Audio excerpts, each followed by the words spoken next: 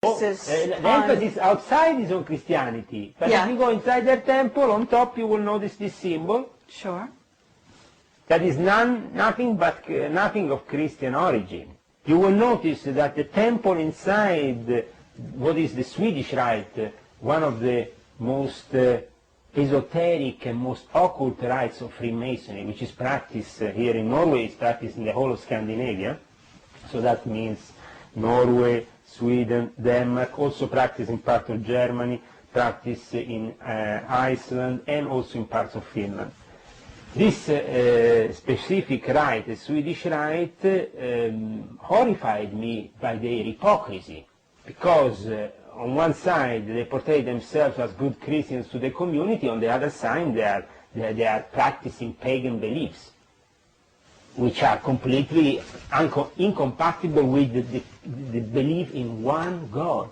That's why Muhammad, peace and blessings be upon him, came, because the Christians were already worshipping gods. They left the true path of Jesus already 7 centuries after Jesus came.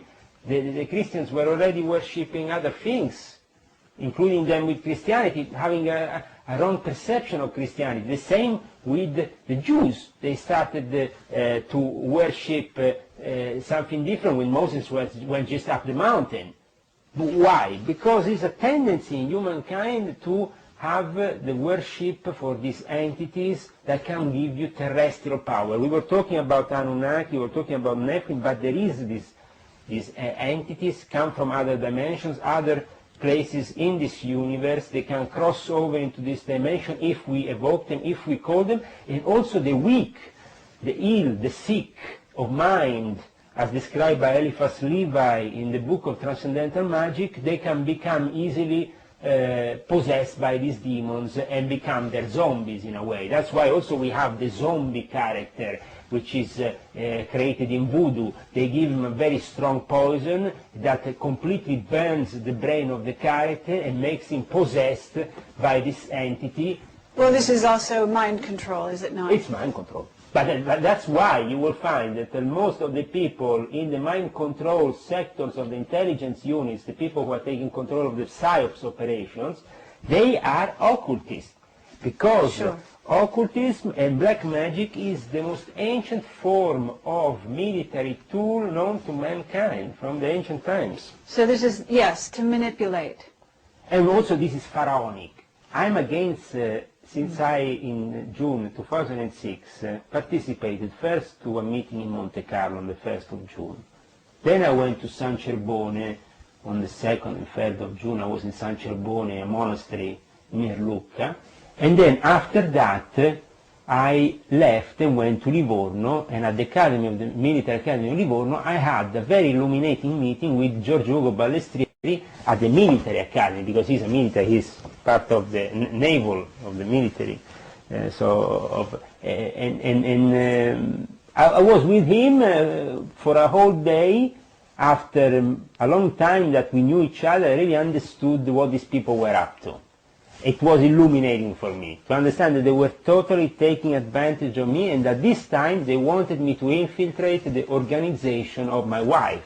My wife is part of a Muslim organization that was co-founded by his father, and they know that this organization is a very big organization, very powerful.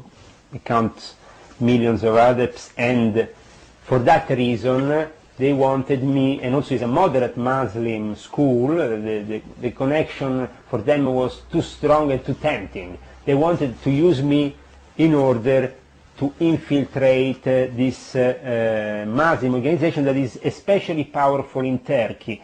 And they are very interested in Turkey for various reasons. For that, Giorgio Ugo Balestrieri has been with another guy called Kan Soyak, which is a Turkish Freemason, well, very big in New York. Purpose? Why is Turkey of such interest? Very important for the control of the whole Caucasus region, for all the ex-Soviet republics, Kazakhstan, Turkmenistan, Tajikistan, all this side of things is actually now pretty much under the control of Turkey, because Turkey was able, after the fall of the Soviet Union, to build schools, to build a link with these republics, that some of them have also oil. And for that reason it's very important that you have the control of a very rich area and very tactical, very important for the Americans, for the New World Order to be in control. For that reason, in 2000, it was, I think, April 2000, and I don't know if it was 2005, 2006, when they came together with a special group of Illuminati meeting in Ankara, in Turkey, under the Rotary Club. So this meeting is recorded, you can go and check it out. With Comandante Giorgio Ugo Balestieri did an invocation to the one God and whatever. He was covering up everything with a nice veil of we are doing it for peace between religions, but in reality what? The guy is selling weapons, the guy is making money, the guy is interested in northern Iraq, the guy is interested in, because also there is northern Iraq, you have Turkey there.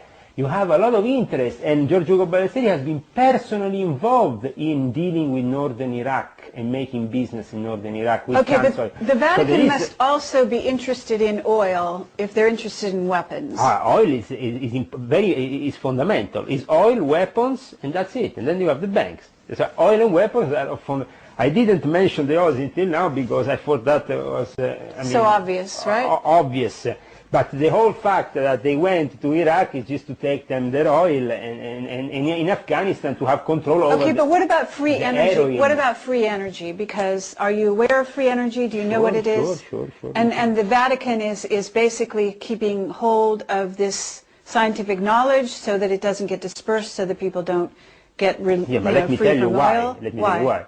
The thing is that this problem started, as I said, with Giordano Bruno nearly 400 years, more than 400 years ago, and that problem was that certain physical, but also metaphysical knowledge, scientific knowledge that could revolutionize humankind, could not be manifested on humankind without creating also a change in their belief system.